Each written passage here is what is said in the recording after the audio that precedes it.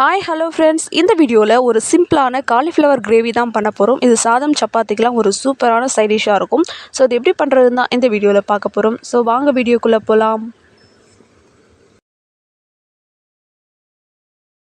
இந்த கிரேவி பண்ணுறதுக்கு முதல்ல ஒரு பாத்திரத்தில் தண்ணி சேர்த்து கொதிக்க வச்சு அதில் 1/2 டீஸ்பூன் மஞ்சள் தூள் சேர்த்துக்கலாம். இதில் குட்டி குட்டியாக கட் பண்ணி வச்சுருக்கக்கூடிய காலிஃப்ளவர் எல்லாமே சேர்த்துக்கலாம். எல்லாத்தையும் சுடுதண்ணியில் சேர்த்துட்டு ஒரு 5 நிமிஷத்துக்கு அப்படியே விட்டுடலாம். இப்போ நம்ம கிரேவி பண்ண ஸ்டார்ட் பண்ணிடலாம். இந்த கிரேவி பண்ணுறதுக்கு முதல்ல மசாலா ரெடி பண்ணிக்கலாம். அதுக்கு ஒரு பேனில் 3 டேபிள் ஸ்பூன் அளவுக்கு ஆயில் சேர்த்துக்கலாம். ஆயில் நல்லா சூடானதும் அதில் கட் பண்ணி வச்சுருக்கக்கூடிய ஒரு பெரிய வெங்காயம் சேர்த்து இதை லைட்டாக வதக்கி விட்டுக்கலாம்.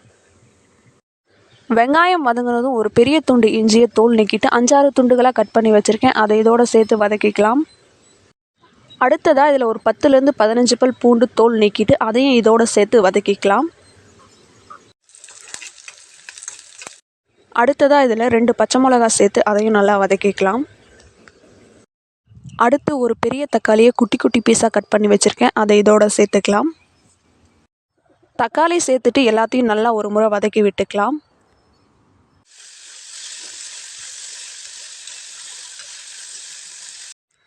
எல்லாமே நல்லா வதங்கி வந்ததும் இதில் 1 கப் துருவன தேங்காய் சேர்த்துக்கலாம். துருவன தேங்காய் சேர்த்துட்டு இதையும் 2லேருந்து 3 நிமிஷத்துக்கு நல்லா வதக்கி விட்டுக்கலாம். இது எல்லாமே நல்லா வதங்கினதும் இதை கம்ப்ளீட்டாக ஆற வச்சு ஒரு மிக்ஸி ஜாரில் போட்டு ஃபைன் பேஸ்ட்டாக அரைச்சி எடுத்துகிட்டு வந்துடலாம். அடுத்ததாக கிரேவி பண்ண ஸ்டார்ட் பண்ணிடலாம். அதுக்கு ஒரு கடாயில் 3 டேபிள் ஸ்பூன் அளவுக்கு ஆயில் சேர்த்துக்கலாம். ஆயில் சூடானதும் அதில் பொடியாக கட் பண்ண ஒரு பெரிய வெங்காயம் சேர்த்து வதக்கிக்கலாம்.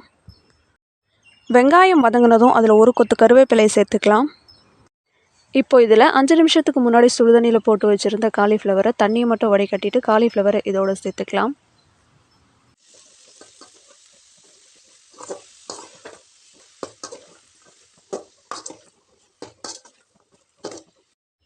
தேவையான அளவு உப்பு சேர்த்துக்கலாம்.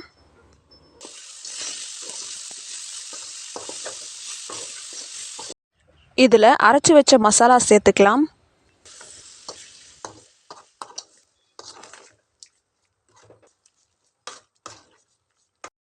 அடுத்ததாக இதில் 2 டேபிள் ஸ்பூன் குழம்பு மிளகாய் தூள், 1 டேபிள் ஸ்பூன் தனி மிளகாய் தூள், 1 டேபிள் ஸ்பூன் மல்லித்தூள், 1/2 டேபிள் ஸ்பூன் மஞ்சள் தூள் சேர்த்துக்கலாம்.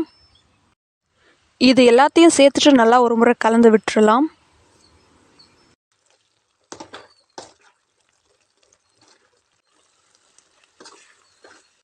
அடுத்ததாக இதில் இந்த கிரேவிக்கு தேவையான அளவு தண்ணி சேர்த்துக்கலாம். ரொம்ப திக்காக வேணும்னா கம்மியாக சேர்த்துக்கோங்க. கொஞ்சம் கிரேவி தண்ணியாக இருந்தால் பரவாயில்ல அப்படின்னா கொஞ்சம் எக்ஸ்ட்ராவே தண்ணி சேர்த்து கலந்து விட்டுக்கலாம். தண்ணி சேர்த்துட்டு நல்லா ஒரு 10 நிமிஷத்துக்கு கொதிக்க விடலாம். கிரேவி நல்லா கொதித்து கொஞ்சமாக திக்காகி வந்ததும் இதில் பொடியாக கட் பண்ண கொத்தமல்லி இலைகளை சேர்த்துக்கலாம். கொத்தமல்லி இலைகளை தூவிட்டு கடைசியாக ஒரு முறை கலந்து விட்டு இறக்கணும்னா நம்மளுடைய காலிஃப்ளவர் கிரேவி சூப்பராக ரெடி ஆயிடுச்சு. நீங்களும் இதே மாதிரி செஞ்சு பார்த்துட்டு எப்படி இருந்துச்சுன்னு கமெண்ட்டில் சொல்லுங்கள். வேறு ஒரு வீடியோவில் பார்க்கலாம். பாய்.